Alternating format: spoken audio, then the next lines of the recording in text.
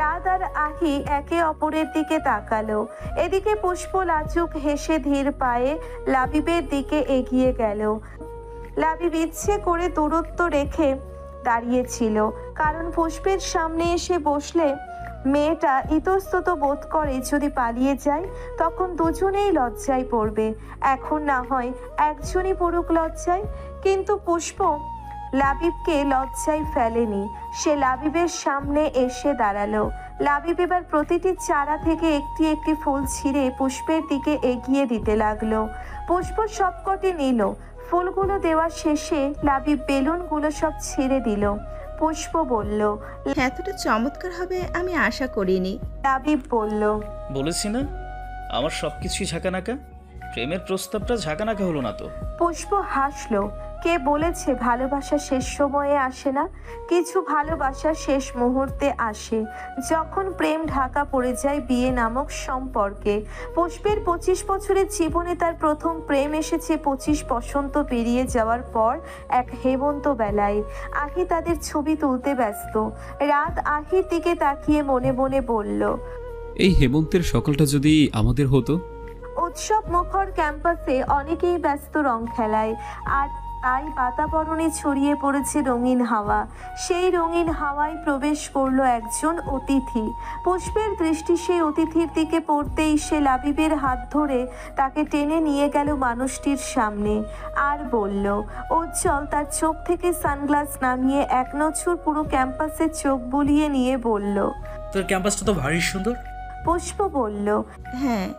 এরপর সে লাবিবের দিকে তাকিয়ে বলল, লাবিব, এ হচ্ছে আমার কাজিন ব্রাদার। উজ্জ্বল লাবিবের দিকে হাত এগিয়ে দিয়ে বলল, হাই, আমি উজ্জ্বল। লাবিব উজ্জ্বলের সাথে হাত মিলিয়ে বলল, আমি লাবিব। উজ্জ্বল এবার লাবিবের বাকি পরিচয় জানার জন্য ভ্রুকুচকে পুষ্পের দিকে তাকালো। পুষ্প বলল, লাবিব আমার ফ্রেন্ড, আমরা একই স্কুলে পড়েছি আর এখন একই ভার্সিটিতে। ভালো। উজ্জ্বল এবার এদিক ওদিক তাকিয়ে কাউকে খুঁজতে লাগলো। হঠাৎ তার চোখ আটকে গেল আহিকে দেখে। এতক্ষণ সে আহিকেই খুঁজছিল। আহির স্নিগ্ধ অভিব্যক্তি ও প্রাকৃতিক ভূষণ ভিড়ের মধ্যে তাকে খুঁজে পেতে সাহায্য করেছে। পুষ্প উজ্জ্বলের চোখ অনুসরণ করে পেছন ফিরে তাকিয়ে মৃদু হাসল। এরপর গলা ছেড়ে আহিকে ডাকলো। আহি পুষ্পের কণ্ঠ শুনে তাদের দিকেই এগিয়ে এলো। তার সাথে রাতও ছিল। উজ্জ্বলকে দেখেই আহি সৌজন্যমূলক হাসি দিয়ে জিজ্ঞেস করলো, আরে আপনি কেমন আছেন? উজ্জ্বল মুচকি হেসে বলল, ভালো আছি। তোমাকে বেশ ভালোই মনে হচ্ছে। অনেক পরিবর্তন হয়েছে তোমার। যেমন? যেমন এই মুহূর্তে তোমাকে বেশ প্রফুল্ল লাগছে। সিলেটের হাওয়ায় হয়তো বিষাদ ছিল। আহি হেসে রাতের দিকে তাকালো, এরপর বলল, তা না, তবে ভাবলাম এই চমৎকার দিনগুলো কি বিষণ্ণতার কারণে হারিয়ে ফেলবো। উজ্জ্বল এবার রাতের দিকে তাকালো। পুষ্প বলল, রাত আহির বেস্ট ফ্রেন্ড। উজ্জ্বল হাত এগিয়ে দিয়ে বলল, নাইস টু মিট ইউ। রাতও হাত এগিয়ে দিল। মোটামুটি পরিচয় পর্ব শেষে পুষ্প আর লাবিব উজ্জ্বলকে মেলা ঘুরিয়ে দেখানোর জন্য নিয়ে যেতে যাবে। তখনই উজ্জ্বল বলল, তুই যা, আমি নিজেই ঘুরে দেখি। পুষ্প লাবিবকে নিয়ে চলে যেতেই উজ্জ্বল আহির পাশে এসে দাঁড়ালো। আহি জিজ্ঞেস করলো, চট্টগ্রামে কখন এসেছেন? কয়েকদিন হচ্ছে। এবার 1.5 মাসের ছুটি নিয়ে এসেছি। একদম ঈদের পর সিলেট ফিরবো। বেশ তো। এবার কিন্তু আমাকে চট্টগ্রাম ঘুরে দেখানোর দায়িত্ব তোমার। আহি উজ্জ্বলের কথায় হালকা হাসলো। এদিকে রাত একপাশে দাঁড়িয়ে আছে। উজ্জ্বল আর আহি কথোপকথনে বেশ বোঝা যাচ্ছে তাদের আগেও ভালো কথাবার্তা হয়েছে, কিন্তু আহি একবারও উজ্জ্বলের ব্যাপারে রাতকে কিছু জানায়নি। বেশ অভিমান হলো রাতের। সে হনহনিয়ে অন্যদিকে চলে গেল। রাতকে চলে যেতে দেখে আহি ভ্রুকুচকে সেদিকে তাকিয়ে রইল। উজ্জ্বল তার মনোযোগ আকর্ষণ করতেই আহি আবার দৃষ্টি সরিয়ে উজ্জ্বলের দিকে তাকালো। এরপর টুকটাক কথা বলতে বলতেই আহি উজ্জ্বলকে তাদের ক্যাম্পাসটা ঘুরে দেখালো। বাসায় ঢুকতেই মিসেস লাবণীর মুখোমুখি হলো আহি। লাবণীকে সজ্জিত পোশাকে দেখে আহি ভ্রুকুচকে জিজ্ঞেস করলো, কোথাও যাওয়া হচ্ছে? লাবণী হালকা হেসে বলল, তুমি এই প্রশ্ন আমাকে করছো? আহি জিজ্ঞাসু দৃষ্টিতে লাবণীর দিকে তাকালো। এরই মধ্যে রিজওয়ান কবির তৈরি হয়ে নিচে নামলেন, সাথে মোজাম্মেল চাচাও দুটি লাগেজ নিয়ে দোতলা থেকে নেমে বাইরে চলে গেলেন। রিজওয়ান কবির আহিকে উদ্দেশ্য করে বললেন, ক্যাম্পাসে ভালোই তো মজা করেছো, যাও এবার ফ্রেশ হয়ে তৈরি হয়ে নাও, সন্ধ্যায় আমাদের ফ্লাইট। আহি অবাক কণ্ঠে বলল। আমাদের ফ্লাইট? কোথায় যাচ্ছি আমরা? লাবণী বলল, আর তুমি কি অ্যামনেশিয়াতে ভুগছো? তোমার আর তাজওয়ারের এঙ্গেজমেন্ট আমেরিকায় হবে, ভুলে গেছো নাকি? আজ আমরা রওনা দিচ্ছি। আহি বাবার কাছে এসে বলল, বাবা প্লিজ, আমি এখনও এসবের জন্য প্রস্তুত নই। আমাকে একটু সময় দাও, আমি মাস্টার্সটা শেষ করি, এরপর আমি নিজের জন্য কিছু করতে চাই। রিজওয়ান কবির ভাবলেশহীন সুরে বললেন, তোমাকে মাস্টার শেষ করতে কেউ নিষেধ করেনি, আর নিজের জন্য তোমাকে কিছুই করতে হবে না। তোমার কাছে সব নিজে এসেই ধরা দিচ্ছে। তাজওয়ারকে বিয়ে করলে তুমি তোমার সব স্বপ্ন পূরণ করতে পারবে। স্বপ্ন পূরণের জন্য একটা রেপিস্টের সাথে তুমি আমার বিয়ে দেবে? এসব মিথ্যে খবর তুমি কোথা থেকে পাও আহি? আর এখন এসবের সময় নেই, যাও তাড়াতাড়ি তৈরি হয়ে এসো। কথাটি বলেই রিজওয়ান কবির বেরিয়ে পড়লেন। আহি লাবণীর দিকে হতাশ চোখে তাকালো। লাবণী আহির হাতে হাত রেখে বলল, কাম অন বেবি গার্ল, তোমার এই সো কল্ড শাড়িটা খুলে সুনেহরা তোমার জন্য যে ড্রেসটা সিলেক্ট করে দিয়েছে ওটা পরে ছটপট চলে এসো, আর তোমার প্রয়োজনীয় জিনিসপত্র নিয়ে নাও। বাকি এঙ্গেজমেন্টের শপিং তো তাজওয়ার করেই ফেলেছে। আহি লাবণীর হাত এক ঝটকায় সরিয়ে দিয়ে হনহনিয়ে নিজের ঘরে চলে এলো।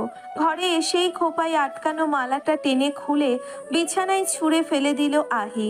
কয়েক মিনিট ধরে পায়চারি করে ফোন হাতে নিয়ে রাতকে কল করলো। কল যাচ্ছে অথচ রাত ধরছে না। আহি কল দিয়েই যাচ্ছে। হঠাৎ মিসেস লাবণী পেছন থেকে এসে আহির ফোনটা নিয়ে নিলেন। আহি ভ্রু কুঁচকে বলল, আমার ফোন কেন নিয়েছেন? লাবণী বাঁকা হেসে বলল, বাংলাদেশ না ফেরা পর্যন্ত এই ফোনটা তুমি আর পাবে না। আপনি কিন্তু অতিরিক্ত করছেন। আমার লাইফে ইন্টারফেয়ার করার আপনার কোনো অধিকার নেই, তবু আপনি বারবার আমাকে বিরক্ত করছেন।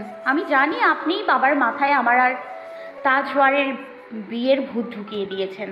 লাবণী হাসল। সেকেন্ড খানিক হেসে বলল, আহি, তোমার বাবাই তোমাকে নিলাম করেছে, তুমি আমাকে এর মধ্যে কেন জড়াচ্ছ? ভুলে যেও না, তোমার আর তাজওয়ারের বিয়ে হলেই তোমার বাবা খানদের বিজনেসে নিজেকে যুক্ত করতে পারবে। ছাড়া সামনে ইলেকশন, তোমার বাবাও এমপি পদে দাঁড়াচ্ছে। এই মুহূর্তে খানদের সাহায্য খুব দরকার। ছোট খানকে খুশি করতে পারলেই তো তোমার বাবার উন্নতি। নিজের বাবার উন্নতি কি সহ্য হচ্ছে না তোমার? আমি মানুষ, কোনো পণ্য নই। ওই বাড়িটা আমার জন্য নিরাপদ নয়। তাজওয়ারের বড় ভাই একটা দুশ্চরিত্রের লোক। ওদের বাসাটা একদম হজবরল অবস্থা। দোয়েল ভাবির ব্যাপারে কিছু কি জানেন না? তার নিজের স্বামী তাকে বাধ্য করেছে তার বন্ধুদের সাথে থাকার জন্য। সেখানে আমার সেফটির দায়িত্ব কে নেবে? সরোয়ার খান আর তাজওয়ার খানের মধ্যে তুলনা করো না আহি। আর দোয়েল তার যোগ্যতা অনুসারেই যথেষ্ট পেয়েছে। ভিখারিনী এখন রাজরানীর মতো থাকছে। এত কিছু পর পর সে যদি স্বামীর সাথে একটু একটু স্বামীর বন্ধুদের সন্তুষ্ট করে, সেখানে তো আমি ভুল কিছু দেখছি না। আহি কানে হাত দিয়ে চিৎকার করে বলল, for God sake, leave me alone. Labani আহির ফোনটা বন্ধ করে দিয়ে রুমের বাইরে এসে বলল, 5 মিনিটের মধ্যে তৈরি হয়ে নিচে নামবে, নয়তো তাজওয়ারকে ফোন করে এখানে আসতে বলবো। আর এরপর এয়ারপোর্টে তার সাথেই যেও। তার সাথে তো অন্তত শক্তিতে জোরে পারবে না। লাবণী চলে যেতেই আহি ধপ করে বিছানায় বসে পড়ল আর বুকে হাত রেখে বলল, আল্লাহ, তুমি আমার ভাগ্যে আর কত ঝামেলা লিখে রেখেছো। আমি আর এসব মানসিক অত্যাচার নিতে পারছি না। বিমানবন্দরের সামনে গাড়ি থামলো। আহি মলিন মুখে নেমে এলো গাড়ি থেকে। এদিকে তাজু আর গ্লাসের বাইরে আহিকে দেখে মুচকি হাসলো। লাল রঙের ফ্রকে বেশ আকর্ষণীয় লাগছে আহিকে, কিন্তু মুখে কোনো সাজসজ্জা নেই। আর এই সাজবিহীন মলিন মুখখানা তাজুয়ারকে মুহূর্তেই ঘায়েল করে ফেললো। আহি বিমানবন্দরে ঢুকতেই তাজুয়ার তার দিকে হাত এগিয়ে দিল, আর আহি সেই হাতটি এক ঝটকায় সরিয়ে দিয়ে আঙ্গুল তাক করে বলল, বলল। আমার থেকে দূরে থেকো। তাজু আর আহির গা ঘেঁষে দাঁড়িয়ে বলল। তুমি আমার সম্পদ, আমি যখন ইচ্ছে তোমার কাছে আসবো। এর জন্য আমার তোমার অনুমতি নেওয়ার প্রয়োজন নেই। সম্পদের মালিকানা না পাওয়া অবধি অনুমতি নেওয়া শেখো। দেখা যাবে যাকে তুমি এখন নিজের ভাবছো তাকে স্পর্শ করার আগেই সে হারিয়ে গেছে। তাজু আর আহির পাশে হাঁটতে হাঁটতে বলল। তাকে নিজের করে পাওয়ার জন্য আমি সব সীমা লঙ্ঘন করতে প্রস্তুত। আর একবার যদি আমি সীমা ছাড়িয়ে যাই, তাহলে আমাকে আবদ্ধ ক্ষেত্রে আনা সহজ হবে না। আমার সম্পর্কে তোমার আরো বিস্তারিত জেনে নেওয়া উচিত। আহি দৃঢ় হাসি হেসে বলল। আত্মবিশ্বাস রাখা ভালো, কিন্তু অতিরিক্ত রাখাটা বিপজ্জনক। বিমানে আহি আর তাজু আর পাশাপাশি সিটে বসেছে, আর তাজু আর আহির হাত ধরে আছে। যতক্ষণ তাজু আর তার পাশে বসেছিল, আহি নিজের হাতটি তাজুয়ারের হাতের মুঠো থেকে ছাড়াতে পারেনি। এমনকি ওয়াশরুমেও তাজু আর আহির পিছু পিছু গেল। তাজুয়ারকে আসতে দেখে আহি দাঁতে দাঁত চেপে বলল। তোমাকে আমি আমার বডিগার্ড হিসেবে রাখিনি। তাজুয়ার বাঁকা হেসে বলল। তোমার দেহ পাহারা দেওয়ার জন্য আমি তোমার সাথে যাচ্ছি না।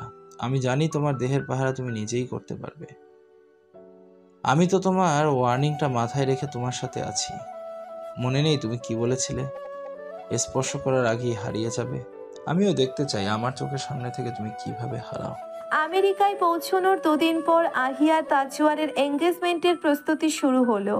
এদিকে অভিমান করে বসে থাকা রাত সেদিন ইচ্ছে করেই আহির কল ধরেনি। আর আজ দুদিন আহির কোনো খোঁজ না পেয়ে সে অস্থির। আহির ফোন বন্ধ, সোশ্যাল অ্যাকাউন্টগুলোতেও আহি অ্যাক্টিভ নেই, ক্লাসেও আসে না। এমনকি পুষ্প লাবিব কারোর সাথেই আহির যোগাযোগ হয়নি। চিন্তায় পাগল প্রায় রাত আহিকে খুঁজতে খুঁজতে তার বাসায় চলে গেল। সেখানে গিয়ে দেখলো গেটে তালা ঝুলানো, বাইরে দারোয়ান দাঁড়ানো শুধু। তারা রাতের প্রশ্নের কোনো উত্তরই ঠিকভাবে দিচ্ছে না। এদিকে রাদের এই অবস্থা দেখে পুষ্প হতাশ হয়ে পদ্মকে সব জানালো। পদ্মের সাথে তো অনেক দিন কথা হয়নি আহির, সেও ঠিকভাবে কিছু জানাতে পারল না। পদ্ম বিকেলে বসে বসে আহির কথাই ভাবছিল, তখন আফিফ তার পাশে বসে জিজ্ঞেস করলো। এমন ব্যাকুল ভাবে কি ভাবছো? আফিফের প্রশ্নে পদ্ম চিন্তিত কণ্ঠে বলল। দুদিন ধরে আহির কোনো খোঁজ নেই, ওর বাসায় নাকি তালা দেওয়া। আফিফ কিছুক্ষণ চুপ করে থেকে বলল। তুমি জানো না আহি কোথায়? না, আপনি এভাবে জিজ্ঞেস করলেন যে? আপনি জানেন ও কোথায়? আমি তো তাজওয়ার খানের অ্যাসিস্ট্যান্ট, আমি তো জানবই। ওরা আমেরিকায় গেছে। আহি আর তাজওয়ার খানের এঙ্গেজমেন্ট। আর আপনি এটা আমাকে জানালেন না? তুমি জানো না এটা তো আমি জানতাম না। আমি ভেবেছি আহি তোমাদের জানিয়েছে। পদ্ম পুষ্পের নম্বরে ডায়াল করতে করতে বলল। মেয়েটা তো চাপা স্বভাবের কেন? নিজের এঙ্গেজমেন্টের ব্যাপারেও জানালো না। এরপর পদ্ম ফোন করে পুষ্পকে আহির খবর জানালো। পুষ্পও দেরি না করে রাতকে কল করে জানিয়ে দিল। রাত এই কথা শুনে স্তব্ধ হয়ে বসে আছে। সে জানতো এই মাসেই আহির এঙ্গেজমেন্ট হওয়ার কথা, কিন্তু এভাবে হুট করে আহিকে নিয়ে যাবে তা কল্পনা করেনি রাত। এখন তারা যদি এঙ্গেজমেন্টের পাশাপাশি আকদও করিয়ে দেয়। এই মুহূর্তে নিজের উপর রাগ হচ্ছে তাদের। সে রাগে ফোনটা মেঝেতে ছুঁড়ে মারল। আহিকে উজ্জ্বলের সাথে কথা বলতে দেখেই অভিমান করেছিল রাত। যেই অভিমান সম্পর্কে আহি কিছুই বুঝতে পারেনি। বুঝতে না পারাটাই স্বাভাবিক। সে তো আর জানে না যে রাত তার প্রেমে হাবুডুবু খাচ্ছে। আর তার এই ন্যাকামো অভিমান দেখাতে গিয়েছে সে আহির গুরুত্বপূর্ণ কল মিস করে ফেলেছে, সেটার জন্যেই এখন আফসোস হচ্ছে তার। এই মুহূর্তে আহির দেশে ফেরার অপেক্ষা করা ছাড়া আর উপায় নেই। জাঁকজমকপূর্ণ পরিবেশে শখানেক রং বেরঙের বাতির ভিড়ে একখানা মলিন মুখ দাঁড়িয়ে আছে সবার দৃষ্টিকে কেন্দ্র করে। সাদা রঙের ভারী গাউনে নুইয়ে পড়ছে তার দুর্বল কায়া। তবুও শক্ত হয়ে দাঁড়িয়ে আছে সে, কারণ তার একটা সিদ্ধান্ত পাল্টে দিবে অনেকগুলো মানুষের ভবিষ্যৎ। আহির হাতটি আলতোভাবে স্পর্শ করলো তাজওয়ার খান। তাজওয়ারের স্পর্শে আহি হতাশ চোখে তার দিকে তাকালো। দেখলো তাজওয়ারের ঠোঁটে বিজয়ের হাসি। শেষমেশ আহি আনুষ্ঠানিকভাবে তার বাগদত্তা হতে যাচ্ছে। যেই স্বপ্ন সে অনেক বছর ধরে দেখে আসছে, তার প্রথম ধাপ আজ সে পার করেছে। এখন আহির নামটিও শিরোনামের পাতায় লেখা হবে, ব্যবসায়ী মিস্টার তাজওয়ার খানের বাগদত্তা হিসেবে। কে না চাই এমন শান্তির নীড়, যেখানে টাকার অভাব নেই, বিলাসিতার অভাব নেই, কিন্তু যে এসবের ঊর্ধ্বে জীবনটাকে দেখতে চায়, একটু শান্তি চায়, তার জন্যে শান্তির সেই নীড় কি আদেও শান্তির, নাকি সমঝোতা মাত্র? তাজওয়ার আর আহির আংটি বদল হতেই একজন ফটোগ্রাফার তাদের ছবি তুলল। লোকটা মিডিয়ায় কাজ করে। তাজওয়ার তাকে আমেরিকায় এনেছে তাদের বিয়ের ছবি বিভিন্ন নিউজ চ্যানেলে ছড়িয়ে দেওয়ার জন্য। আহির ইচ্ছে করছিল ফটোগ্রাফারের গালে কষিয়ে একটা চর বসিয়ে দিতে। সে কিছুক্ষণ পর পর এসে ছবি তুলছে। আহি বিরক্ত হয়ে তাজওয়ারকে বলল, এই লোকটা একটা নিউজ বের করার জন্য এতগুলো ছবি কেন তুলছে? পাগল নাকি? তাজওয়ার মুচকি হেসে বলল, আরে খবরে আমাদের এঙ্গেজমেন্ট অ্যানাউন্স করা হবে, একটা ভালো ছবি তো রাখতেই হয়।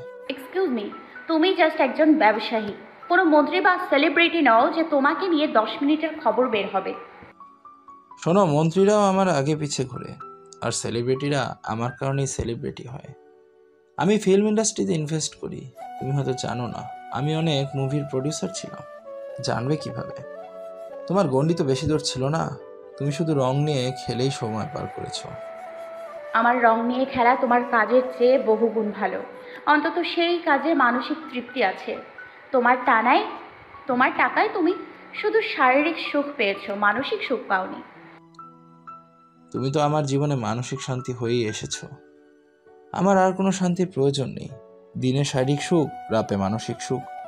শীঘ্রই আমার চেয়ে সুখী আর কেউ হবে না। আহি চোখ মুখ কুঁচকে তাজওয়ারের দিকে তাকিয়ে রইল। তখনই কয়েকজন ফিটফাট যুবক আহি আর তাজওয়ারের সামনে এসে দাঁড়ালো। তাজওয়ার তাদের দেখে এক গাল হাসলো। আহি মুখ বাঁকিয়ে তাজওয়ারের হাসি দেখছে। তাজওয়ার আহির হাত ধরে চাপা স্বরে বলল, এভাবে তাকিয়ে থেকো না, মনে হচ্ছে সাপ আর বেজির বিয়ে হচ্ছে। আহি মুখ বাঁকিয়ে চাপা স্বরে উত্তর দিল, মনে হোক তুমি আমার শখের পুরুষ নও। আমার দৃষ্টিতে তুমি তাইপানের চেয়েও বিষধর। তাজওয়ার আহির কথা শুনে সামনে দাঁড়ানো যুবকগুলোর দিকে তাকিয়ে সৌজন্যমূলক হাসি ফেরত দিয়ে বলল, আহি, মিট মাই ফ্রেন্ডস। আহি পাকা চোখে তাজওয়ারের বন্ধুদের দিকে তাকালো। তাদের মধ্যে একজন আহির দিকে হাত এগিয়ে দিয়ে বলল, হ্যালো, আই এম সজীব। আহি ঠোঁট বাঁকিয়ে চাপা স্বরে বলল, আজিব। সজীব আহির ঠোঁটের নরম দেখে বলল, ইটস সজীব, নট আজিব। তাজওয়ার এবার আহির দিকে বাঁকা চোখে তাকালো, আর আহি সজীবের দিকে ভ্রু কুঁচকে তাকিয়ে রইল। এবার তাজওয়ার পাশের জনের দিকে ইঙ্গিত করে বলল, আহি, এ হচ্ছে জিলান শেখ, আমার বিজনেস পার্টনার আর আমার খুব কাছের বন্ধু। জিলান আহির দিকে হাত এগিয়ে দিয়ে বলল, হাই বেব। তাজওয়ারের দিকে চোখ পড়তেই জিলান চুপ হয়ে গেল। আহি জিলানের দিকে রাগী দৃষ্টিতে তাকিয়ে আছে। জিলান খচমচে ভাব নিয়ে হেসে বলল, আই মিন ভাবি, কেমন আছেন আপনি? আহি জিলানের প্রশ্নের কোনো উত্তর দিল না। এবার পাশের জন বলে উঠল, হাই ওহি, হ্যারি। হ্যারি ভিনদেশি হওয়ায় আহি সৌজন্যমূলক হাসি ফেরত দিল।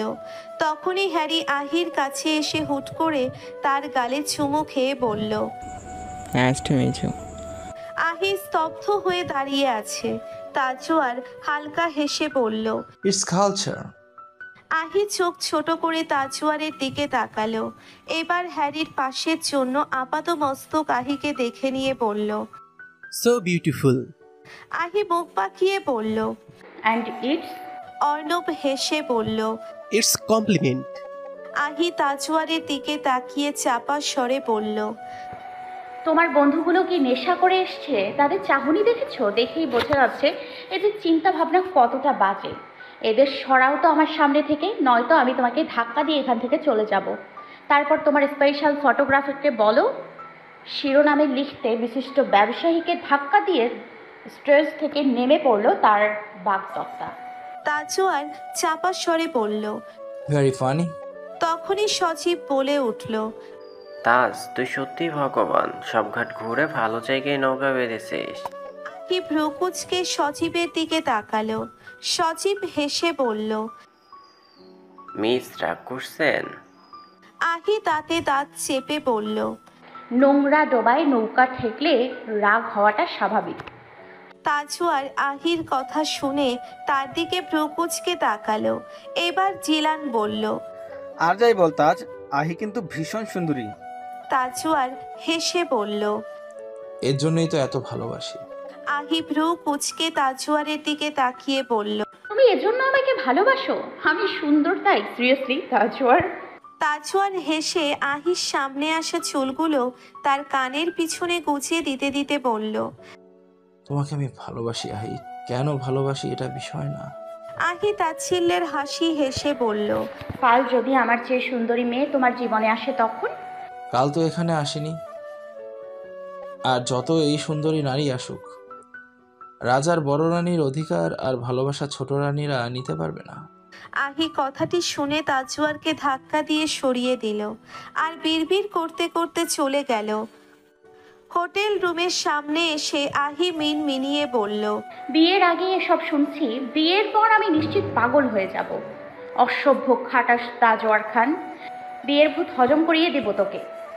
এদিকে লাবণী আহির কাছে আসতেই দেখলো আহি একা দাঁড়িয়ে বিড়বিড় করছে। সে আহির কাছে এসে বলল। কি ব্যাপার, মন খারাপ?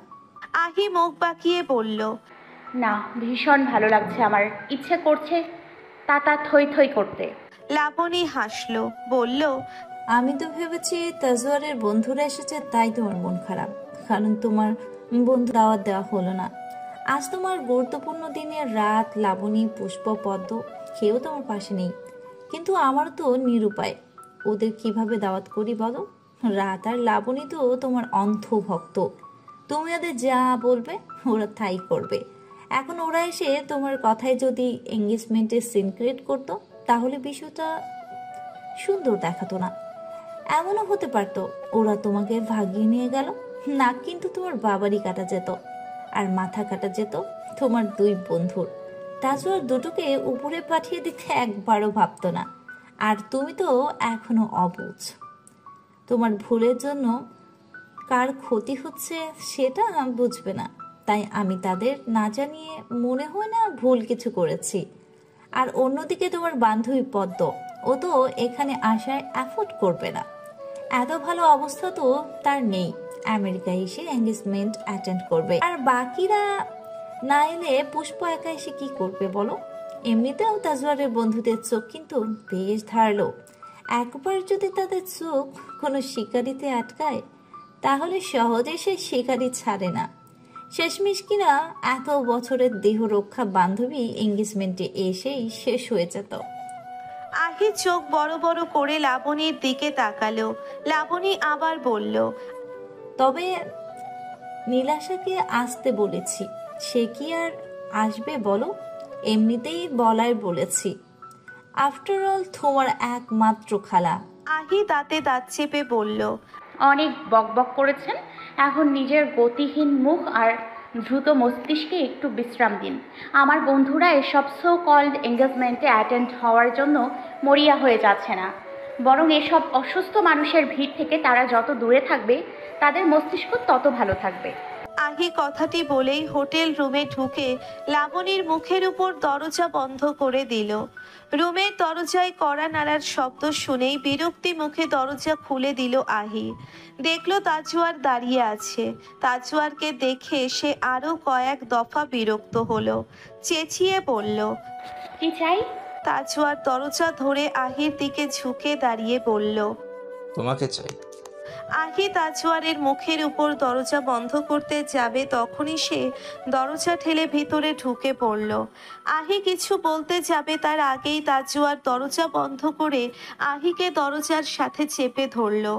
আহি তাজওয়ারের মুখের সামনে তার হাত ধরে বলল। কাছে আসার চেষ্টা করবে না। তাজওয়ার নেশা চড়ানো কণ্ঠে বলল। তুমি এখন আমার। ফর ইয়োর কাইন্ড ইনফরমেশন, আমাদের এখনো বিয়ে হয়নি। তাজওয়ার আহির কোমর জড়িয়ে ধরে তাকে নিজের কাছে আনলো। আহি তাজওয়ারকে ছাড়ানোর জন্যে তার শরীরের সব শক্তি দিয়ে তাজওয়ারের পিঠে ঘুষি মারতে লাগলো, কিন্তু তাজওয়ার এসবের তোয়াক্কা না করে আহিকে কোলে উঠিয়ে বিছানায় ফেলে দিল।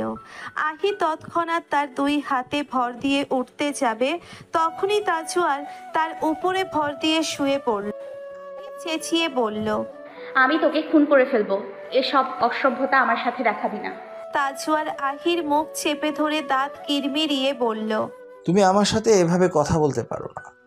আমি তোমার ফিয়ন্সে, এখন তোমার উপর আমার সম্পূর্ণ অধিকার আছে। আর আমি কি তোমার সাথে শারীরিক সম্পর্কে যাচ্ছি? আমি তো জাস্ট তোমাকে একটু ভালোবাসার চেষ্টা করছি। এটা কি ভালোবাসা বলে? ছি, আমাকে কি তুমি তোমার প্রেমিকাদের মতো ভেবেছো? আমার কাছে এসব নোংরামি ভালোবাসা না। দেখো আহি, আমি কিন্তু চাইলে অনেক কিছু করতে পারি, আমাকে আটকানোর সাধ্য কারো নেই, কিন্তু তুমি বেশি বাড়াবাড়ি করছো। আমি আমার ফিয়ন্সেকে একটু আদর করতে পারবো না? তাজওয়ার কথাটি বলেই আহির গলায় মুখ ডুবিয়ে দিল। আহির মেজাজটা আরো বিগড়ে গেল। সে তাজওয়ারের চুল টেনে ধরে তার মুখটা উঠিয়ে কষিয়ে একটা চড় লাগিয়ে দিল তাজওয়ারের গালে। তাজওয়ার গালে হাত দিয়ে উঠে দাঁড়ালো। আহি উঠে বসলো আর রাগী স্বরে বলল, আমি তোর ভোগ্য পণ্য নই, নেক্সট টাইম আমার আগে পিছেও যদি দাঁড়াস। আহি পুরো কথাটা শেষ করার আগেই তাজওয়ার আহির হাতটা শক্ত করে চেপে তাকে বসা থেকে দাঁড় করিয়ে তার গালে সশব্দে একটা চড় বসিয়ে দিল। এত জোরে সে চড় মেরেছে যে আহি সেই ধাক্কা সামলাতে না পেরে মেঝেতে বসে পড়ল। গালটা লাল হয়ে গেছে আহি, মনে হচ্ছে কেউ লোহা গরম করে মুখে চেপে ধরেছে। ভীষণ জ্বলছে আহির কোমল গালটি, যন্ত্রণায় তার চোখ বেয়ে অশ্রু গড়িয়ে পড়ল। তাজওয়ার এবার আরো ভয়ঙ্কর হয়ে গেল। সে আহিকে টেনে তুলে আবার ধাক্কা দিয়ে বিছানায় ফেলে দিল। আহির শরীর একদম নিষ্প্রভ হয়ে গেছে। সে বাকরুদ্ধ হয়ে তাজওয়ারের দিকে তাকিয়ে আছে। তাজওয়ার এবার আহিকে জড়িয়ে ধরল। আহির অনুমতি না নিয়ে ইচ্ছে মতো আহির গলায় মুখে তার অধর ছুঁয়ে দিল। ধীরে ধীরে অস্বাভাবিক হয়ে উঠল সে। আহি স্তম্ভিত ফিরে পেতেই আবার তাজওয়ারকে সরানোর জন্যে ধাক্কা দিতে লাগলো। তাজওয়ার এবার আহির ওষ্ঠদয়ে তার অধর ছোঁয়ালো। এদিকে আহির চোখ বেয়ে অশ্রু গড়িয়ে পড়ছে। তাজওয়ার বুঝতে পেরে আহিকে ছেড়ে দিল। আহি ছাড়া পেয়ে নিজের হাত দিয়ে জোরে জোরে তার ঠোঁট ঘষতে লাগলো। নিঃশব্দে কাঁদছে সে, আর তার হাতটাও কাঁপছে। তাজওয়ার আহির লাল হয়ে যাওয়া গালটিতে তার অধর ছুঁয়ে বলল, sorry sorry sorry and I love you Ahi. Ahi কাঁদছে। তাজওয়ার এবার আহির চোখ মুছে তার চোখে অথর ছোঁয়ালো। আহি এবার উঠে বসলো। তাজওয়ারও উঠে বসে বলল, কাঁদছো কেন আহি? আমি তো তোমার সব। কেন এমন করছিলে বলো? আমার তো তোমার উপর অধিকার আছে। আজ নয়তো কাল আমি আদায় করে নেবই, তাহলে আজ কেন নয়? আহি করুণ দৃষ্টিতে তাজওয়ারের দিকে তাকালো। আহি উত্তরে কি বলবে বুঝতে পারছে না। এই মানুষটা যে তার অনুভূতি কখনোই বুঝবে না, এটা আজ পুরোপুরি নিশ্চিত হয়েছে আহি। আহিকে চুপ দেখে তাজওয়ার আবার বলল, কিছু তো বলো। আহি কাপা কণ্ঠে বলল, আমার বমি আসছে। তাজওয়ার ভ্রুকুচকে বলল, হোয়াট? আহি উঠে দৌড়ে ওয়াশরুমে ঢুকে পড়ল। এরপর পানির কল ছেড়ে মুখে ইচ্ছে মতো পানির ঝাপটা দিল। বেসিনের সামনে দাঁড়িয়ে আয়নায় নিজের চেহারা দেখেই আহির গা গুলিয়ে এলো। গলগল করে বমি করে দিল সে।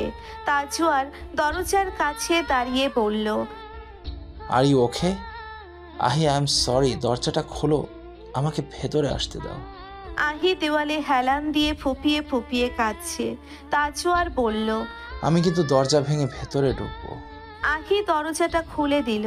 তাজওয়ারকে কাপা হাতে সরিয়ে বিছানার দিকে পা এগুতেই চোখ ঝাপসা হয়ে এলো তার। শরীরের ভারসাম্য হারিয়ে মেঝেতে পড়ার আগেই তাজওয়ার তাকে ধরে ফেলল। সে আহিকে ঝাঁকিয়ে বলল, আহি কি হয়েছে তোমার? তাজওয়ার তড়িঘড়ি করে আহিকে কোলে উঠিয়ে বিছানায় শুইয়ে দিল। আহি জানালার দিকে তাকিয়ে বলল, এসি বন্ধ করে জানালাটা খুলে দাও, আমার দম বন্ধ হয়ে আসছে। তাজওয়ার ব্যস্ত কণ্ঠে বলল। ওয়েট। তাজওয়ার তাড়াতাড়ি এসি বন্ধ করে জানালা খুলে দিল। এরপর আহির পাশে বসে তার হাতটা আলতোভাবে স্পর্শ করে বলল, সরি আহি, তুমি এমন অসুস্থ হয়ে যাবে আমি ভাবতেও পারিনি। তুমি আমাকে একটু ভালোবাসলে সবকিছু তোমার সহজ মনে হতো। আহি জোরে জোরে শ্বাস নিচ্ছে। তাজওয়ার ব্যস্ত কণ্ঠে বলল, খারাপ লাগছে তোমার? আহি কাঁপা কণ্ঠে বলল, মরে যেতে ইচ্ছে করছে। তাজওয়ার চুপ হয়ে গেল। মিনিট খানিক সে আহির দিকে তাকিয়ে রইল। এরপর মুখ ঘুরিয়ে অন্য পাশে বসল। এবার তাজওয়ারের হাত কাঁপছে। আহির এই অস্থিরতা দেখে সে নিজেকে স্থির রাখতে পারছে না। ইচ্ছে করছে দেওয়ালে ঘুষি মেরে নিজের হাতটা থেতলে ফেলতে। তাজওয়ার অনেকক্ষণ পর আহির দিকে ঘুরে বসে বলল, আচ্ছা sorry, I am really very sorry. এই মুহূর্তে শাস্তিস্বরূপ তুমি যা চাইবে আমি তোমাকে তাই দেব, তবে শুধু এই মুহূর্তের জন্য। 10 মিনিট সময় আছে তোমার হাতে, যা চাওয়ার চেয়ে নাও। কিন্তু এই 10 মিনিটে নিজের প্রাণ আর তোমার প্রাণ নেওয়া ছাড়া সব কিছুই করতে পারবো আমি। আহি কাঁপা কণ্ঠে বলল, তোমার ফোনটা দাও। তাজওয়ার গম্ভীর মুখে বলল, কার সাথে কথা বলবে? আহি মলিন মুখে বলল, মায়ের সাথে। তাজওয়ার দ্রুত ফোনটা পকেট থেকে বের করে আহির দিকে এগিয়ে দিয়ে বলল, অফকোর্স, আমারও বলা উচিত। After all she is my one and only real mother in law. Phone বেজে উঠতেই সালমা ফাউজিয়া হাত মুছতে মুছতে ফোনের কাছে এগিয়ে গেলেন। স্ক্রিনে অপরিচিত নম্বর ভেসে উঠতেই তিনি ভ্রুকুচকে তাকালেন। খুব আশা নিয়েই ফোনের কাছে এসেছিলেন, ভেবেছিলেন আহির কল হবে, কিন্তু তিনি হতাশ হলেন। কলটা রিসিভ করে কানের কাছে আনতেই তিনি থমকে গেলেন। তার বুকটা কেঁপে উঠল। ব্যস্ত কণ্ঠে বললেন, আহি, মা আমার, কাঁদছো কেন? আহি ফোন কানের কাছ থেকে সরিয়ে তাজওয়ারের দিকে তাকিয়ে বলল, আমাকে একটু স্পেস দেবে? আমি একটা কথা বলতে চাই, প্লিজ। তাজওয়ার সরে যেতেই আহি ফোনটা আবার কানের কাছে আনলো। বলল, মা। কাঁদছো কেন মা? হয়তো তোমাকে আর ফিরে পাবো না, হয়তো আমার স্বপ্নগুলো শেষ হয়ে গেছে। কত স্বপ্ন দেখেছি, একদিন মায়ের কাছে ফিরবো, আমাদের দুজনের ছোট্ট একটা সংসার হবে। সেই সংসারে কোনো হিংসা থাকবে না, কোনো বিবাদ থাকবে না, শুধু শান্তি থাকবে, মা আর মেয়ের ভালোবাসা থাকবে। কিন্তু বাবা আমার সব স্বপ্ন আমার কাছ থেকে ছিনিয়ে নিল, লোকটার সাথে আমার এঙ্গেজমেন্ট করিয়ে দিল। মা, মানুষটা ভালো না, একদম ভালো না। আমি কি একটু ভালোবাসা ডিজার্ভ করি না? মানুষটা আমাকে ভালোবাসে না, তার জন্য ভালোবাসা মানে সুন্দর মুখ আর দেহ। আমি তো সাধারণ মানুষ চাই, একদম আফিফের মতো সিম্পল 90 দশকের ভালোবাসা চেয়েছি, যে আমার সাথে চাঁদ দেখবে, গান শুনবে, আমার ছবি আঁকা দেখবে, আমার সাথে সমুদ্র পাড়ে বসে সমুদ্র বিলাস করবে। আমি কি খুব কঠিন স্বপ্ন দেখে ফেলেছি? আমার সাথে ভাগ্য এমন বেইমানি কেন করলো মা? আফিফকে পাইনি, ঠিক আছে, মেনে নিলাম সেটা। অন্তত একটা ভালো মানুষ তো পেতে পারতাম। মা, দম বন্ধ হয়ে আসছে আমার। কেন সেদিন আমাকে মেরে ফেলোনি? কেন আমাকে পৃথিবীতে এনেছো? কেন আমাকে সিস্টার কবিরের কাছে ফেলে চলে গেছো? সালমা ফাউজিয়া কাঁদো কাঁদো কণ্ঠে বললেন, আম্মু, আম্মু, এভাবে কাঁদছো কেন? চুপ করো, আমি আছি তো। আমি আমার মেয়েকে নিয়ে আসবো, আমি তোমার বাবার সাথে কথা বলবো। এতদিন কি পেরেছিলে? তাহলে এখন কিভাবে পারবে? এদিকে বাবা, অন্যদিকে তাজওয়ার খান। বাবার সাথে যুদ্ধ করতে পারোনি, তাহলে ডনের সাথে পারবে? মিস্টার কবির তো আমার বাবা, সেই আমার কথা ভাবেনি। আর এই মানুষটা তো আমার কেউ না, সে শুধু তার শখ পূরণের জন্য আমাকে কিনে নিয়ে যাচ্ছে। নিলাম হয়ে গেছি আমি। তাজওয়ার আহির রুমে ঢুকে শেষ কথাটি শুনে ফেলল। আহির সামনে বসে হুট করে ফোনটা টেনে নিল। আহি ভ্রুকুচকে বলল, আমার কথা শেষ হয়নি। তাজওয়ার বলল, নিলাম হওয়ার কথা কেন বলছো? তাজওয়ার ফোন কানের কাছে নিয়ে বলল, হ্যালো মাদার ইন ল, আপনি নিশ্চিন্ত মনে ঘুমান, আহিকে আমি রানীর মতো করে রাখবো। সালমা ফাউজিয়া দৃঢ় কণ্ঠে বললেন, ফেরাউন রাজা ছিল, আসিয়া ছিল তার রানী। শোনো সোনা, আমার মেয়েকে রানীর মতো রাখার জন্য রাজার প্রয়োজন নেই, আর তোমার মতো রাজা কোনো নারীকেই রানী করে রাখতে পারবে না। আমার মেয়েকে সেই জন্যই রানী করে রাখবে যার যোগ্যতা আছে মনের রাজা হওয়ার, দেশের রাজা নয়। তাজওয়ার কল কেটে দিল। এরপর আহির দিকে তাকিয়ে রইল কিছুক্ষণ, তারপর বলল, মাদার ইন লকে আমার বিরুদ্ধে বেশ কিছু বুঝিয়ে ফেলেছ দেখছি। এটা ঠিক করনি আহি। আহি করুণ দৃষ্টিতে তাজওয়ারের দিকে তাকিয়ে রইল। এদিকে সালমা ফাউজিয়া কল কেটে যাওয়ায় হতাশ হয়ে পড়লেন। ফোনটা বুকের সাথে চেপে ধরে কাঁদতে লাগলেন। তার কান্নার আওয়াজ পেয়ে রুম থেকে বেরিয়ে এলেন রোকিয়া আফজাল। মেয়েকে কাঁদতে দেখে রোকিয়া ব্যস্ত কণ্ঠে বললেন, আরে কাঁদছিস কেন? সালমা ফাউজিয়া মাকে জড়িয়ে ধরে বললেন, আমার মেয়ে ভালো নেই মা। তোমরা তো কেউ চাও না আমি ওর সাথে যোগাযোগ রাখি, কিন্তু আমার মেয়েটার কি অপরাধ বলো? ওই রেজওয়ান কবির আমার মেয়েটাকে শেষ করে দিচ্ছে। আমি কেমন অসহায় মা, আমার মেয়েকে সাহায্য করতে পারছি না। আমার ওই ফেরাউনকে জিজ্ঞেস করা উচিত কেন এমন করছে। রোকিয়া আফজাল কাপা কণ্ঠে বললেন, পাগল হয়ে গেছিস? তোর ভাইদের মেরে ফেলবে, তোকে মেরে ফেলবে। আমি স্বামী হারিয়েছি, সন্তান হারাতে পারবো না। কত বছর হয়ে গেছে, তোর বাবার কোনো হদিসই পেলাম না। সালমা ফাউজিয়া চোখ মুছে বললেন, আমিও স্বামী হারিয়েছি, সন্তান হারাতে পারবো না। সালমা ফাউজিয়া রিজওয়ান কবিরের নম্বরে ডায়াল করলেন। তার ফোন বন্ধ। হঠাৎ তার মনে পড়ল একটু আগে যেই নম্বর থেকে কল এসেছে ওটা বিদেশি নম্বর। সালমা ফাউজিয়া নম্বরটি দেখে বুঝলেন আমেরিকান নম্বর। তার কাছে রিজওয়ান কবিরের সব দেশের সিম নম্বর আছে। সালমা ফাউজিয়া ফোন বুক ঘেটে সেই নম্বরগুলো বের করলেন। 3টা নম্বর আছে। দ্বিতীয় নম্বরটিতে কল করতেই রিং হলো। এরপর কল কেটে ফোনে বেশি করে টাকা ঢুকালেন। তারপরও মনে হচ্ছে 2 মিনিটের বেশি কথা বলা যাবে না। যতক্ষণ বলা যায় তিনি ইচ্ছে মতো শুনিয়ে দেবেন। সালমা ফাউজিয়া আবার কল করলেন। ওপাশ থেকে রিজওয়ান কবিরের কণ্ঠ ভেসে এলো।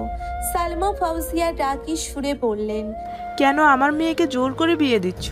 আর তুমি আমাকে না জানিয়ে এমন সিদ্ধান্ত নিতে পারো না? আমি আহির মা। রিজওয়ান কবির খুব স্বাভাবিক কণ্ঠে বললেন, হাইপার হচ্ছে কেন? এখন তো জেনেছো, বাসায় এসো, মেয়েকে শুভকামনা দিও, সাথে বিয়েটাও অ্যাটেন্ড করবে। আহির মাস্টার শেষ হলেই বিয়ে হবে। তোমার কাছে বিশেষভাবে বিয়ের কার্ড পৌঁছে যাবে। আর এনগেজমেন্টে বাইরের মানুষ আসেনি, আর তুমি তো বাইরের একজন। ভুলে যেও না, আহির কাস্টাডি আমি পেয়েছো, কিন্তু ও এখন অ্যাডাল্ট। ও আমার সাথে থাকতে চায়, আর তুমি ওকে আমার কাছেই আসতে দাও না। এখন তো ওর ইচ্ছের বিরুদ্ধে বিয়ে দিচ্ছ। তুমি অনেক অন্যায় করেছো। আল্লাহ তোমাকে ছাড়বে না। দেখা যাক আল্লাহ আমার কি ক্ষতি করতে পারে। সালমা ফাউজিয়া কিছু বলার আগেই ফোন কেটে গেল। কল কেটে যাওয়ায় তিনি রাগে ফোনটা দূরে ছুঁড়ে মারলেন। এরপর দাঁতে দাঁত চেপে বললেন, আমি আমার মেয়েকে বাঁচাবো। এর জন্য আমার যা যা করার আমি করব। তাজওয়ার বন্ধুদের সাথে আড্ডায় ব্যস্ত। রিজওয়ান কবির তার কাছে গিয়ে বললেন, তাজওয়ার, একটু এদিকে এসো, তোমার সাথে কথা আছে। তাজওয়ার উঠে রিজওয়ান কবিরের সাথে এক পাশে গিয়ে দাঁড়ালো। রিজওয়ান কবির বললেন, আহির কাছে ফোন নেই, তুমি কি ওকে ফোন দিয়েছিলে? হ্যাঁ, কেন? তুমি কি জানো আহি তার মায়ের সাথে কথা বলেছে? হ্যাঁ, জানি। শোনো তাজওয়ার, আহি যদি ওর মায়ের আশেপাশে থাকে তাহলে কিন্তু তুমি ওকে হারাবে। কেন? সালমা যদি আহিকে নিয়ে যেতে পারে তাহলে আমাদের ধরা ছোঁয়ার বাইরে চলে যাবে আহি। আমি তো আহিকে ভয় দেখিয়ে আটকে রেখেছি। তাজওয়ার হাসলো। রিজওয়ান কবির ভ্রু কুঁচকে বললেন, হাসছো কেন? আমি কিন্তু কাউকে ভয় পাই না, না আইন, না কারো শাসন। আমার রাজ্যে আমিই শাসক, আইনও আমার, দণ্ডও আমিই দেব। সো ডোন্ট ওয়ারি, আহি এত সহজে আমাকে ছেড়ে যেতে পারবে না। আর আমার প্রিয় মাদার ইন ল যা এত বছর পারেনি, তা এখন আমার রাজ্যে এসে তো কখনোই পারবে না। সো আপনি এসব নিয়ে চিন্তা করবেন না। আমার সম্পদ আমি আগলে রাখতে জানি। আজই দেশে ফিরেছে আহি। দেশে ফিরতেই ফোন হাতে পেল সে। ফোন পেতেই প্রথমে রাতকে কল করলো। রাত এই কয়েকদিন ফোনের কাছ থেকে 1 সেকেন্ডের জন্যেও দূরে ছিল না। সবসময় ফোন সাথে রেখেছে। নামাজের সময় বোনের হাতে ফোন দিয়ে বলেছিল আহির কল আসলেই যাতে রিসিভ করে কথা বলে। অস্থির লাগছিল রাদের। আজ ফোনের স্ক্রিনে আহির নম্বরটি দেখেই দেহে প্রাণ ফিরে পেল রাত। সাথে সাথেই কলটা রিসিভ করলো। আহি ওপাশ থেকে বলল, রাত দেখা করতে পারবে একটু? রাত ব্যস্ত কণ্ঠে বলল, হ্যাঁ হ্যাঁ বল, কোথায় আসবো? ক্যাম্পাসের পাশের পার্কটাতে। আচ্ছা, আমি এখনই আসছি। রাত আগে এসেই বসেছিল পার্কে। আহি এই মাত্র রিক্সা থেকে নামলো। ভাড়া মিটিয়ে এদিক ওদিক তাকিয়ে রাতকে দেখতে পেয়েই আপনা আপনি চোখে পানি চলে এলো আহির। মনে হচ্ছে জেল থেকে বেরিয়ে কোনো আপন মানুষ দেখেছে। আহি আশপাশ না দেখে দৌড়ে গেল রাদের দিকে। দৌড়ে যেতে যেতেই কান্না করছে সে। এরপর রাদের কাছে এসে চাপটে জড়িয়ে ধরলো তাকে। ফুপিয়ে বলতে লাগলো, আমাকে বাঁচাবি রাত, আমি সত্যি এবার বাঁচতে চাই। আমার কিচ্ছু লাগবে না, প্রেম ভালোবাসার প্রয়োজন নেই আমার, কাউকে চাই না আমি, শুধু আমার সম্মানটা বাঁচলেই হলো। আমার এই দেহটা বাঁচা, আমার মনটা তো ক্ষত হয়ে গেছে, দেহটাও ক্ষত হয়ে গেলে আমার কোনো অস্তিত্বই থাকবে না। রাত আহিকে শক্ত করে জড়িয়ে ধরে বলল, কি করেছো তোর সাথে আমাকে বলা হয়, আমি মেরে ফেলবো শয়তানটাকে। আহি রাতকে ছেড়ে তার হাত ধরে বলল, যা করেছে তাতেই আমার দম বন্ধ হয়ে গেছে। আমি সত্যি এর চেয়ে বেশি কিছু, আর যদি সত্যি এর চেয়ে বেশি কিছু হয়, আমি নিজের প্রাণ নিতে বাধ্য হব। এদিকে পুষ্প আর লাবিবও ঘুরতে বের হয়েছিল আজ। কাকতালীয়ভাবে হাঁটতে হাঁটতে তারা ক্যাম্পাসের পার্কেই ঢুকলো। রাত এবং আহিকে একসাথে দেখে দুজনেই অবাক। আর আহিকে পা দাপিয়ে কাঁদতে দেখে আরো অবাক হলো তারা। দৌড়ে গেল তাদের দিকে। পুষ্প আর লাবিবকে দেখে আহি আর রাত চুপ হয়ে গেল। আহি চোখ মুছে অন্যদিকে মুখ ঘুরালো।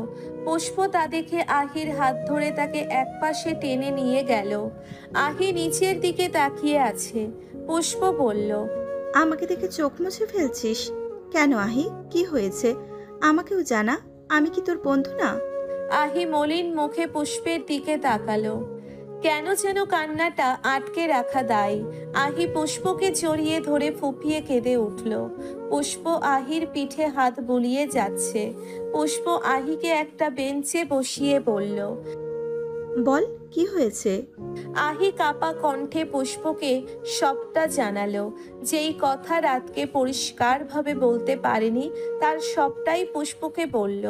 সব শুনে পুষ্পের চোখে অশ্রু ভিড় করলো। সে সান্ত্বনার সুরে বলল, কাঁদিস না, দেখিস পথ একটা বেরিয়ে আসবেই। কখন আসবে? এই মুহূর্তে একটাই পথ খোলা আছে, যদি তুই পারিস। বল না। কেস করে দে। তো করতে সমস্যা নেই, উকিল কোথায় পাবো? ভাইয়া। আহি ভ্রু কুচকে তাকালো।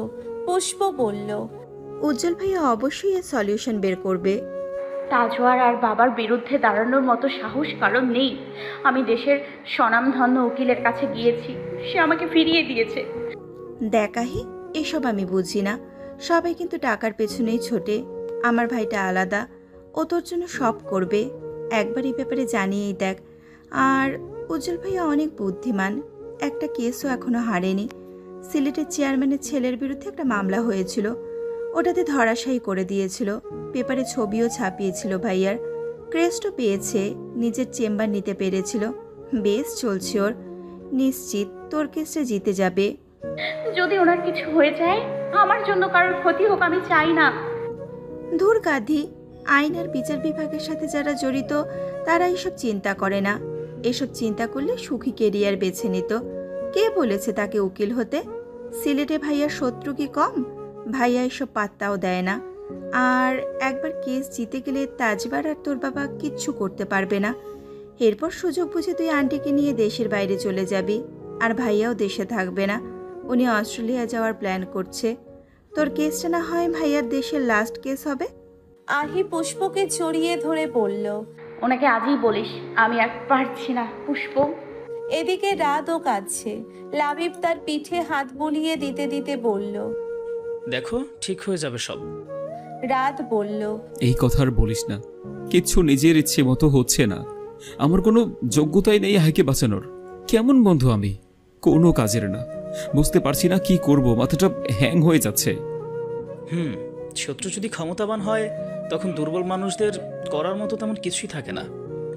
পুষ্প বাসায় এসেই উজ্জ্বলকে আহির ব্যাপারে জানালো। সব শুনে উজ্জ্বলের চোখে মুখে বিষণ্ণতা ছেয়ে গেল। এমন কিছু শুনবে সে আশাও করেনি। উজ্জ্বল পুষ্পকে বলল, আমাকে আহির ফোন নাম্বারটা দে। পুষ্প বলল, সিমটা ওর বাবার নামে রেজিস্টার করা, ফোনে বেশি কথা না বলাই ভালো। চিন্তা করিস না, দেখা করেই কথা বলবো। পরের দিন উজ্জ্বল আহিকে কল করলো। আহি কল রিসিভ করতেই উজ্জ্বল বলল, তোমার প্রিয় রেস্টুরেন্টের নাম বলো। আহি শুরুতেই এমন প্রশ্নে ভ্যাবা চেকা খেয়ে গেল। ও পাশে নীরবতা দেখে উজ্জ্বল বলল, আহি শুনতে পাচ্ছ? হ্যাঁ, আপনি? গলার স্বর শুনে চিনতে পারছো না? ও আচ্ছা, ফোনে তো আমাদের প্রথম কথা হলো। আচ্ছা, চিনেছি, উজ্জ্বল ভাইয়া। উজ্জ্বল চোখ মুখ কুঁচকে বলল, একদম চমৎকার ভাবে চিনলে, মনটা লাফিয়ে উঠলো। মানে পরে হবে, আগে দেখা করো, কথা আছে। আহি একটা রেস্টুরেন্টের নাম বলল। উজ্জ্বল বলল, ওকে, আজই দেখা হচ্ছে তাহলে। বিকেলে আসি। বিকেলের শহর অনেক চমৎকার, আর কাল থেকে রোজা শুরু, এরপর সব বন্ধ হয়ে যাবে, তাই আজই দেখা করি। আহি হাসলো আর বলল, আচ্ছা। আহি বিকেলে বাসা থেকে বেরিয়ে পড়ল। অনেক দিন পর আবার সেই রেস্টুরেন্টে যাচ্ছে আহি। লিনাশার সাথে কফি খেতে প্রায় সেখানে যাওয়া হতো। কলেজ ছুটির পর লিনাশা আর আহি সেই রেস্টুরেন্টে এসে 1 ঘন্টা বসে আড্ডা দিত। এখানের বার্গারটাও তাদের প্রিয় ছিল। আহি রিক্সা থেকে নেমেই কিছুক্ষণ রেস্টুরেন্টের গেটের দিকে তাকিয়েছিল। পুরনো হয়ে গেছে গেটটি। এই কয়েক বছরে শহরের অত্যাধুনিক সব রেস্টুরেন্ট খুলেছে। এই জায়গাটা সেই তুলনায় কিছুই না, শুধু স্বাদের কারণে এখনো টিকে আছে। আহি ভিতরে ঢুকতেই দেখলো সেই ফোন বুথের পাশে রাখা একজোড়া চেয়ার। রেস্টুরেন্টটির আকর্ষণীয় স্থান এই ফোন বুথ, পুরনো দিনের স্মৃতি হিসেবে রাখা। এখানে যারা এসেছে এই বুথে ঢুকে টেলিফোন রিসিভার কানে নিয়ে একটা ছবি না তুলে কখনো যায়নি। আহি আর লিনাশাও এই কাজ করেছে। ছবিটা লিনাশার কাছেই ছিল।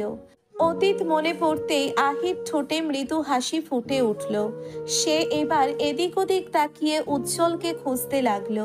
নিচতলায় বসার জায়গা অল্প, উপরেই বিস্তর পরিসরে বসার ব্যবস্থা আছে। আহি উপরে উঠে দেখলো দক্ষিণের খোলা আসনে আয়েশ করে বসে আছে উজ্জ্বল।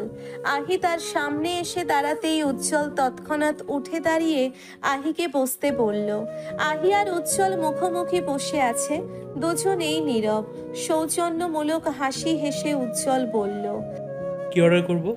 আহি মুচকি হেসে বলল, জাস্ট কফি। আর কিছু? উজ্জ্বল 2 কাপ কফি অর্ডার করে টেবিলের উপর 2 হাত রেখে ঝুঁকে বসলো। আহি বলল, ভালো আছেন? উজ্জ্বল হেসে বলল, আমি তো বেশ বিন্দাস থাকি। তুমি বলো, কি অবস্থা তোমার? ভালোই। মোটেও না, পুষ্প আমাকে জানিয়েছে সব। আহি মলিন মুখে বলল, না ঘুরিয়ে সোজাসুজি বলি, আমি আসলে তাজওয়ার খানকে বিয়ে করতে চাই না। এর জন্য অনেক যুক্তিযুক্ত কারণ আছে। ওর সম্পর্কে অনেক খারাপ তথ্য আছে। কয়েক মাস আগেই ওর এক্স আমাকে ওর ব্যাপারে অনেক কিছু বলেছে। ওর নারী আসক্তি বেশি, আর এমন একজনকে জেনে শুনে কেউ বিয়ে করতে চাইবে না। এরপর ওর পারিবারিক পরিবেশ বেশ উচ্ছৃঙ্খল, ওখানে আমি অ্যাডজাস্ট করতে পারবো না। সবচেয়ে যন্ত্রণাদায়ক ব্যাপার হলো, বাবা আমাকে এক প্রকার বাধ্য করছে, হুমকি দিচ্ছে।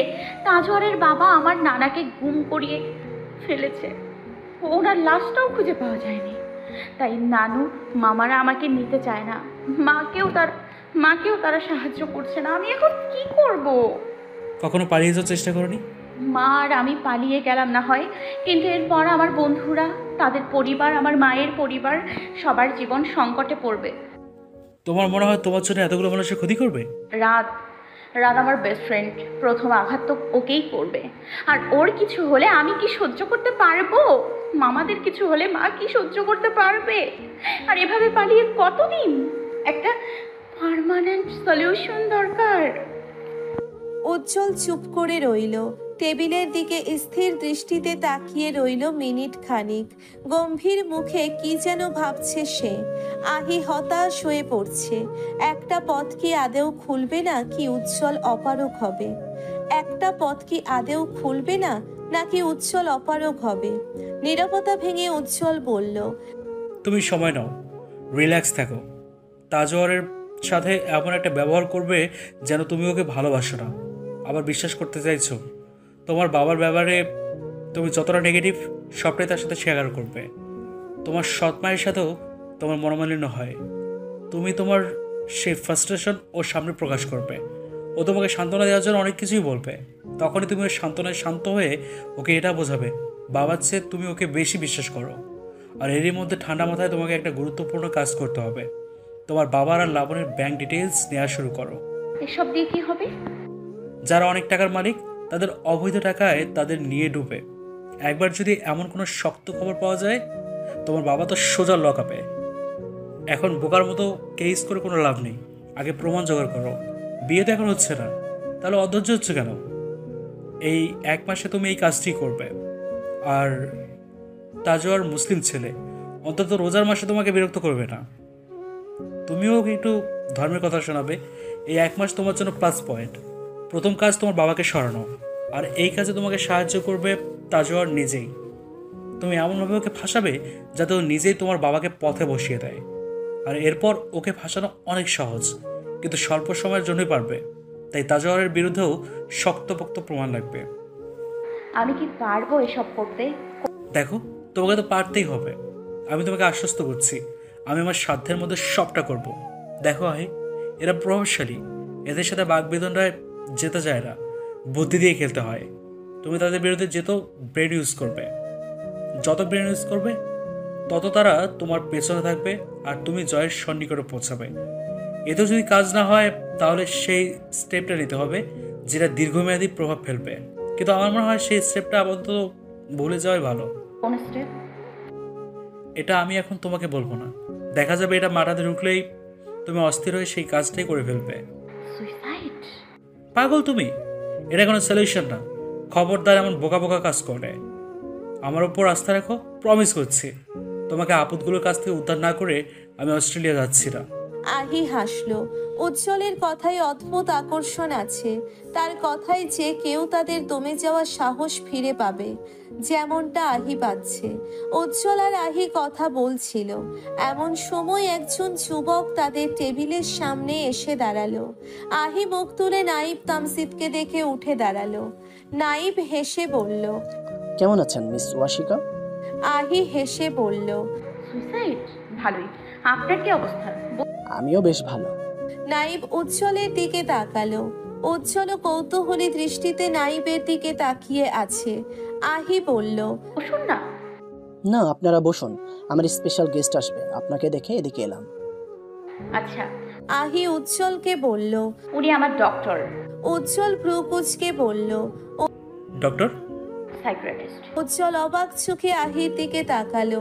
নাইব উজ্জ্বলের চাহনি দেখে বুঝলো উজ্জ্বল আহির ব্যাপারে বেশি কিছু জানে না, অথচ আহি নির্দ্বিধায় উজ্জ্বলের সামনে এমন একটা বিষয় খোলসা করে ফেলল।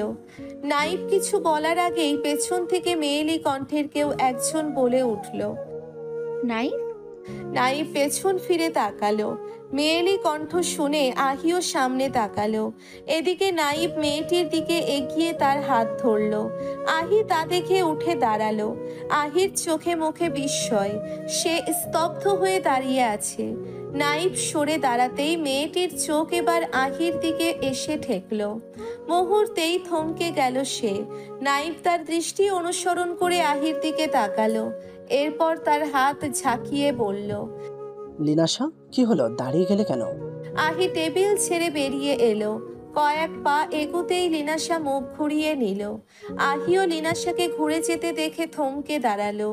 উজ্জ্বল উঠে এসে আহির পাশে দাঁড়িয়ে বলল, এনি প্রবলেম আহি? আহি কাপা কণ্ঠে বলল, লিনু। লিনাশা নাইবের হাত ছেড়ে দিয়ে বলল, নাইব, আমি নিচে নামছি, আমার একটা কাজ আছে। কথাটি বলেই লিনাশা নিচে নেমে গেল। নাইব এক নজর আহির দিকে তাকালো, দেখলো আহির চোখে মুখে মলিনতা। ভীষণ অবাক হলো নাইব, সেও এরপর নিচে চলে গেল। উজ্জ্বল বলল, মেয়েটাকে চেনো? আহি উজ্জ্বলের দিকে তাকিয়ে বলল, আমার ফ্রেন্ড লিনাশা, ও পুষ্পেরও ফ্রেন্ড, আমাদের ছোটবেলার বন্ধুত্ব। আমার ভাগ্য খারাপ, আমি তাকে হারিয়ে ফেলেছি। আমাকে এই ব্যাপারে আর কিছু জিজ্ঞেস করবেন না প্লিজ, আমি সব হারিয়ে ফেলেছি। আমার মতো ভিখারি নিয়ে এই পৃথিবীতে নেই। নাইব লিনাশার পিছু পিছু এসে তার সামনে দাঁড়িয়ে বলল, লিনাশা এভাবে চলে এসেছে কেন? লিনাশা নাইবকে সরিয়ে দিয়ে বলল, সরো তো। তুমি মেয়েটাকে চেনো? লিনাশা ভ্রু কুঁচকে বলল, তুমি মেয়েটাকে কিভাবে চেনো? ও আমার পেশেন্ট ছিল। লিনাশা থমকে গেল, ভ্রু কুঁচকে বলল, মানে? তোমাকে বললাম না একটা মেয়ের কথা, একটা ছেলেকে ভালোবাসে। শুধু ভালোবাসে বললে ভুল হবে, প্রচণ্ডভাবে ভালোবাসে। মেয়েটা মানসিকভাবে অসুস্থ, পারিবারিক অবস্থায় ভালো না। এটাই সেই মেয়েটা, মিস ওয়াশিকা। লিনাশার চোখে মুখে বিষণ্ণতা ছেয়ে গেল। নাইবের হাত ধরে বলল, ও তোমাকে সব বলেছে? হ্যাঁ। ও কি বলেছে? ওর একটা বেস্ট ফ্রেন্ড ছিল যাকে হারিয়ে ফেলেছে? নাইব ভ্রু কুঁচকে বলল, হ্যাঁ। কেন হারিয়েছে? পারিবারিক সমস্যার কারণে। ডিটেলসে কিছু বলেনি, এতটুকু বলেছে যে ওর বাবার সাথে তার ফ্রেন্ডের বাবার ঝামেলা হয়েছিল, যার জন্য তার ফ্রেন্ডের বাবা মা মারা গিয়েছিল। লিনাশা থমথমে কণ্ঠে বলল, আহি সেই মেয়ে, আমার বড় আপু আহির বাবাকে বিয়ে করেছিল। তুমি জানতে চেয়েছিলে না আমার বড় বোন কোথায়? আমার বড় বোন লাবণী মেহরা চট্টগ্রামের নামকরা ব্যবসায়ী রেজওয়ান কবিরকে বিয়ে করে। নিজের বাবা মাকে মার খাইয়ে চলে গেছে, আর আমার বাবা সেটাই সহ্য করতে না পেরে আমাকে আর মাকে ফেলে ওপারে চলে গেছে। আহির কারণে হয়েছে এসব। ওই মেয়েটার কারণে আমি আমার বাবাকে হারিয়েছি। না ওর সাথে আমার বন্ধুত্ব হতো, না আমি আমার বাবাকে হারাতাম। নাইব লিনাশার হাত ধরে বলল, বাসায় চলো। পাগল হয়ে গেছো নাকি তুমি? বাচ্চাদের মতো কথা বলছো। আমি বাচ্চাদের মতো কথা বলছি? অবশ্যই। তুমি কি বুঝতে পারছো না আমি অসুস্থ? তোমার বড় বোন যেই কাজ করেছে তার জন্য তুমি নিজের দিকটাই দেখছো। তুমি বাবা হারিয়েছো, তাহলে আহি কি তার মাকে হারায়নি? তাদের সম্পর্কের কারণে আহিকে কতটা সাফার করতে হচ্ছে তুমি কি জানো? মেয়েটা অসুস্থ, আমি ওর ট্রিটমেন্ট করছি। ওর হ্যালুসিনেশন হয়, এমন জিনিস ভাবে যেটার অস্তিত্ব নেই। কখনো এইসব যখন মানুষ ডিপ্রেশনে থাকে। আর মানুষ ডিপ্রেশনে কেন থাকে? যখন আপন কেউ পাশে থাকে না। আহি মাকে হারিয়েছে তোমার বোনের জন্য, আর বাবাকে হারিয়েছে তোমার বোনের জন্য। আহির বাবা তাকে এমন এক ছেলের সাথে বিয়ে দিচ্ছে যাকে আহি বিয়েই করতে চায় না।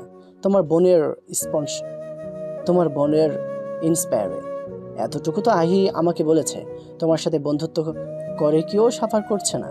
এতটা স্বার্থপর তুমি? নাইব গাড়ির দরজা খুলে বলল, উঠো গাড়িতে, তোমাকে বাসায় নামিয়ে দেবো। লিনাশা অশ্রু ভেজা দৃষ্টিতে নাইবের দিকে তাকিয়ে রইল। নাইব লিনাশার গালে হাত রেখে বলল, সরি, তোমাকে বেশি বলে ফেলেছি। আমি তোমাকে সত্যটা বললাম শুধু। ভুল বোঝাবুঝি বন্ধুত্বে হয় তাই বলে এমন শাস্তি? আমি জানি তুমিও আহিকে মিস করো। তোমার ওয়ালে সে ছবিটা আহি এঁকে দিয়েছিল, তাই না? তুমি কিভাবে বুঝলে? এই মাত্র বুঝলাম। তুমিও তো বললে আহি তোমার ফ্রেন্ড, আর আমি তো জানি তোমার পেশেন্ট ভালো ছবি আঁকে। লিনাশা চোখ মুছে আবার রেস্টুরেন্টের দিকে পা বাড়ালো। নাইব লিনাশাকে সেদিকে যেতে দেখে গাড়িতে হেলান দিয়ে বুকে হাত গুজে দাঁড়ালো আর আন মনে হাসলো। শেষমেশ তবে দুই বান্ধবীর মিল হতে যাচ্ছে। আজ তৃতীয় রোজা। প্রতিদিনের মতো বেলা 12টায় ঘুম ভাঙলো আহির। আড়াবোড়া ভেঙে বিছানা হাতড়ে ফোন হাতে নিতেই চমকে উঠল সে। ফোনে 25টা মিসড কল। রাত কল করেছে। রাত এতগুলো কল কেন করলো? আহি কল ব্যাক করতেই রাত সাথে সাথেই কলটা রিসিভ করলো। ব্যস্ত কণ্ঠে বলল, তুই কোথায় আহি? এইমাত্র ঘুম থেকে উঠলাম। এখনই ন্যাশনাল হসপিটালে আয়, লাবিবকে ওখানে অ্যাডমিট করিয়ে আছি। আহি অবাক কণ্ঠে বলল, কি হয়েছে ওর? Bike accident. আহি ভীত কণ্ঠে বলল, কিছু হয়নি তো? মোটামুটি মাথায় আঘাত পায়নি, হাতে পায়ে ব্যথা পেয়েছে। আমি আসছি এক্ষুনি। আহি ফ্রেশ হয়ে বাবার কাছ থেকে টাকা চেয়ে নিল। রেজওয়ান কবির ও লাবিবের অ্যাক্সিডেন্টের খবর শুনে আহির হাতে টাকা দিয়ে একটা চেক লিখে দিয়ে বলল, প্রয়োজন হলে তুলে নিও। আহি গাড়ি নিয়ে হাসপাতালে পৌঁছে গেল। কেবিনের বাইরে এসে দেখল উজ্জ্বল আর পুষ্প দাঁড়িয়ে আছে। পুষ্প আহিকে দেখে দৌড়ে এসে তাকে জড়িয়ে ধরল। আহি পুষ্পকে সান্ত্বনা দিচ্ছে। পুষ্প কাঁদো কাঁদো কণ্ঠে বলল, আমি লাবিবকে ভীষণ ভালোবাসি আহি। আমার না কেমন লাগছে আমি তোকে বোঝাতে পারবো না। আমার কারণেই এমনটা হয়েছে। আমি ওর বাইকে উঠতে চাচ্ছিলাম না। আমার রাগ ভাঙানোর জন্য ও স্টান্ট করছিল। তখনই পেছন থেকে একটা প্রাইভেট কার এসে ওকে ধাক্কা দিয়ে চলে গেল। পুষ্প কথাটি বলতে বলতেই ডুকরে কেঁদে উঠল। আহি পুষ্পের চোখ মুছে দিয়ে বলল, যাকে ভালোবাসিস তাকে কেন পাগল বানাবি? তার সাথে কিসের অভিমান? এখনই সুযোগ ভালোবাসার। প্রতিটা সেকেন্ড একে অপরের যত্ন নিবি, আঁকলে রাখবি, ভালোবাসবি। সবার ভাগ্যে ভালোবাসা থাকে না পুষ্প, তাহলে পেয়ে কেন অবহেলা করিস?